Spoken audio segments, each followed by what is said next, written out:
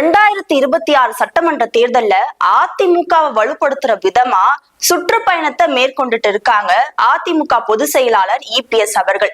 இந்த சுற்றுப்பயணத்தை என்ன காரணமா வச்சு முன்னெடுக்கிறாங்கன்னா, திமுக ஆட்சியில என்னென்ன குற்றங்கள் இருக்கு, என்னென்ன தப்பு பண்ணிருக்காங்க அப்படின்றதெல்லாம் முன்னெடுத்து இந்த சுற்றுப்பயணத்தை தொடங்கி இருக்காராம் இபிஎஸ் அவர்கள். ஜூலை 7ஆம் தேதி கோவையில சுற்றுப்பயணத்தை தொடங்கி இருக்க இபிஎஸ் அவர்கள் மக்களை காப்போம், தமிழகத்தை மீட்போம்ன்ற ஒரு உறுதியான தீர்மானத்தோடு களத்துல இறங்கியிருக்கேன்னு அறிவிப்பு வெளியிட்டிருக்காரு.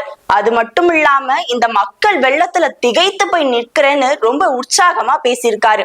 இந்த மக்கள் வெள்ளத்தை பார்த்து ஸ்டாலின் ஐயாவுக்கு ஜுரமே வந்திருக்கும், அவரு போய் மருத்துவரை பார்க்க வேண்டிய சூழ்நிலை இருக்கும்னு நினைக்கிறேன்னு விமர்சித்தும் பேசியிருக்காரு. அது மட்டும் இல்லாம திமுகவோட தீய சக்தி ஆட்சிய கண்டிப்பா ஒழிக்கணும், தமிழ்நாட்டு மக்கள் கண்டிப்பா இந்த மாற்றத்தை கொண்டு வருவாங்க அப்படின்னு சொல்லியிருக்காரு.